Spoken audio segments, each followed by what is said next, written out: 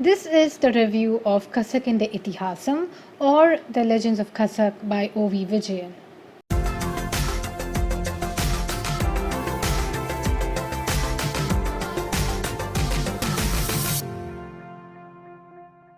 For the Asian TBR 2020, I picked up one of the most critically acclaimed books in Malayalam literature. Side note, if you have not watched the video for the Asian TBR yet, do go ahead and check it out. It's in the description box below. Now let's get into the important sections of the book that we need to discuss. Our book starts with the main character Ravi, who has just reached the village of Kasak in order to join as the teacher in the only school in the village. Kasak is a village in Palghat. Palghat is the anglicized name for Palakkad. The book then describes the interactions which Ravi and the villagers have. A few are hostile, a few are cordial, and then a few are just in their element. The English translated version has been published by Penguin under the Modern Classics label, and it has an author's note, of course written by the author, which describes the difficulties that he faced while translating the book. So much has been lost. There was no way it could have been salvaged. I have tried to make the narrative depend on its own energy as much as possible and preserve the pace and rhythm of the original. Bong Joon-ho, the director of the Oscar 2020 Best Film winner Parasite, stated that you have to overcome that 1-inch barrier of subtitles in order to be introduced to amazing films. Hence, I want you to realize how blessed are we with translations. The amount of content that we can access just because someone, or in this case the author, has translated it is immense. This is exactly why translations are the best thing in the book world. If there were no translations, you would not have read Gabriel Marquez, you would not have read Haruki Murakami. Hence, I encourage you to read local authors from various states of the country and moreover read them as translations in a language that you understand. Now that we have settled with this topic, let us get to the actual book in itself. Magical realism is the fictional form of depicting our realistic and modern world by adding a tinge of magic in it. Magic realism is the theme of the book. Magic realism is that drives the narration of the book.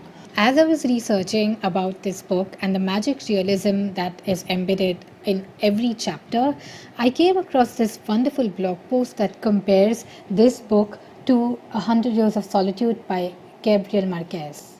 Apparently, Gabriel Marquez and O.V. Vijayan released their books almost somewhere around the same time, and they did not know anything about each other's works. 100 Years of Solitude was published in 1967 in Spanish, and it would take 3 years for that book to be translated into English. Of course, there is no plagiarism here because O.V. Vijayan did not know Spanish and he could not have read the book in 1969 because the English version had not even come out until 1970.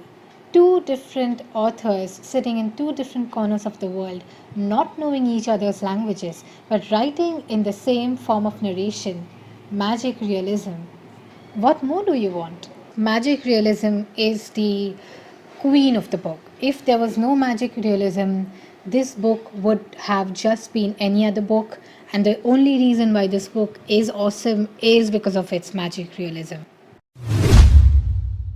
From the very start of the book, you'll realize there is some kind of tension between the followers of two main religions in the village, and it is a bit uneasy to look at.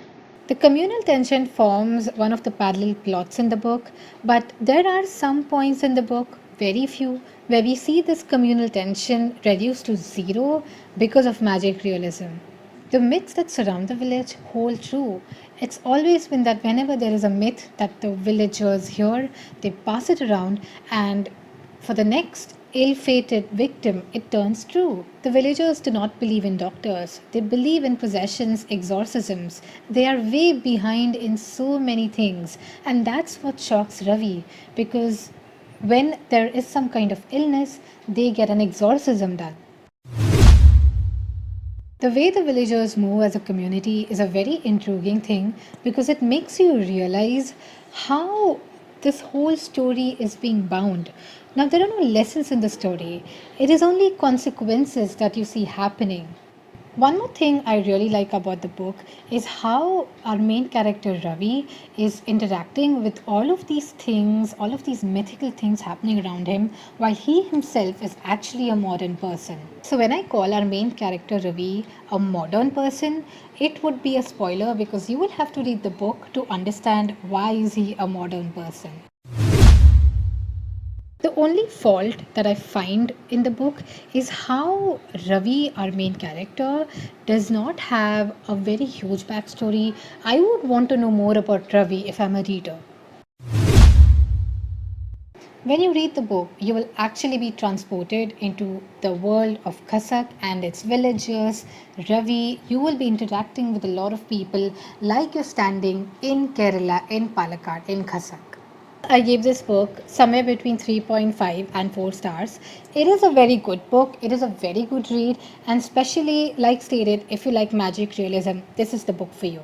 So, this is the end of the video where I request you guys to please put in some kind of regional author suggestions so that I can pick them up and read them. Irrespective of which country or state you are from, please put your suggestions and I will be searching for English translated books of the same author and reading them. That's what I'm going to do. See you next time.